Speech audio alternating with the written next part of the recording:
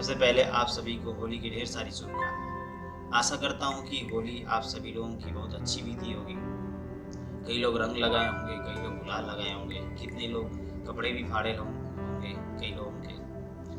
But हमें इसके पीछे का जो रीजन है, जो हमें समझना चाहिए कि होली हम क्यों मनाते हैं, आखिर होली को मनाने के पीछे का कारण क्या है, प्लस ये हमें क्या संदेश देता है।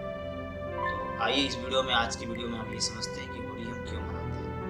तो कहा जाता है कि असुरों का राजा कश्यप था, जो कि विष्णु भगवान का पुजारी था, उपासक था, और बहुत पूजा करने के बाद विष्णु भगवान खुश हुए और उससे बोले कि तुम कोई वरदान मांगो। तो वो वरदान मांगा और बोला कि मुझे ऐसी वरदान दीजिए कि ना मैं दिन में मरूं ना रात में मरूं, ना मुझे आदमी मतलब कोई मनुष्य मार पाए और ना ही कोई जानवर मार पाए, ना मैं किसी अस्त्र से मरूं ना मैं कोई शस्त्र से मरूं। तो उन्होंने उसे वरदान दे दिया और उसके बाद से उसने क्या किया कि अपने राज्य में घोषणा कर दिया कि अब कोई भी विष्णु भगवान की पूजा नहीं करेगा, किसी दूसरे देवता देवी की पूजा नहीं करेगा, सब हमारी पूजा करेगा, और बता दिया कि मुझे किस प्रकार का वरदान मिला हुआ है। उसके बाद से सभी उसकी राज्य में जो भी लोग थे उसकी पूजा करने लगे।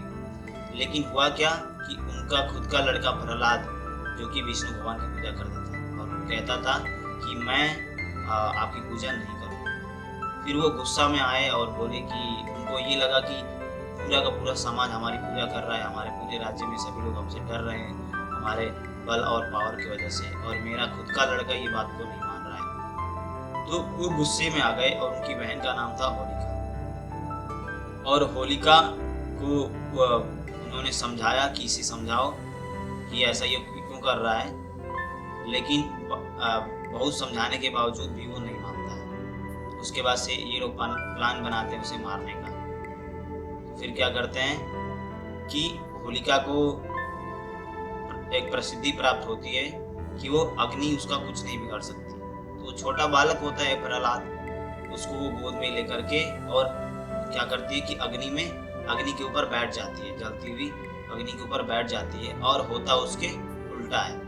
होता क्या है कि वो जलकर भस्म हो जाती है और प्रहलाद को कुछ नहीं होता है। और इसके बाद उसके पिता जो है हिरण्यकश्यप को बहुत ज्यादा गुस्सा आता है। फिर वो क्या कहते हैं कि एक लोहे के खंभे को बहुत ज्यादा गर्म करवाते हैं और बोलते हैं कि इसको इतने तुम्हारे भगवान में शक्ति है तो तुम क्या करो कि आकर के और इस जो लोहे का खंभा है इसको तुम पकड़ लो। उसके बाद से वो जैसे ही प्रहलाद जाकर के उस लोहे के खंभे को पकड़ने की कोशिश करता है, वहां से नरसिम्हा भगवान उसमें से उत्पन्न होते हैं।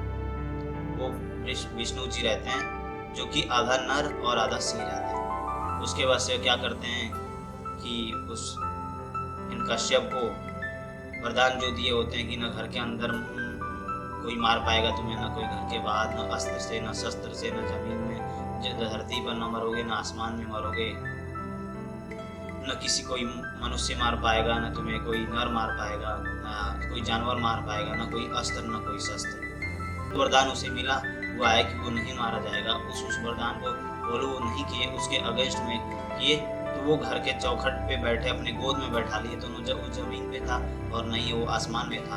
और उसके बाद से अपने नाखूनों से, क्योंकि नाखून जो अस्त्र और शस्त्र में नहीं आता है, तो नाखूनों से अपने उसके सीना को फाड़ डाला और मर गया। तो इस जो छोटी सी कहानी है, उसी दिन से हम क्या करते हैं कि होलिका मनाते हैं और होलिका दहन करते हैं एक दिन, होली से एक दिन पहले, और उसके अगले दिन हम क्या करते हैं, भाईचारा दिखाने के लिए और भाईचारा को एक्सप्रेस करने के लिए अपने सभी संबंधियों, दोस्तों, यारों से मिलते हैं और गुलाल लगाते हैं। तो जब हिरण्यकश्यप मारा गया तो लोगों पे अत्याचार कर रहा था कि नहीं हमारी सब लोग पूजा करें, तो उसके राज्य में बाकी अगले दिन पूरी धूमधाम से लोग बहुत खुशियां मनाए, एक दूसरे से गले मिले।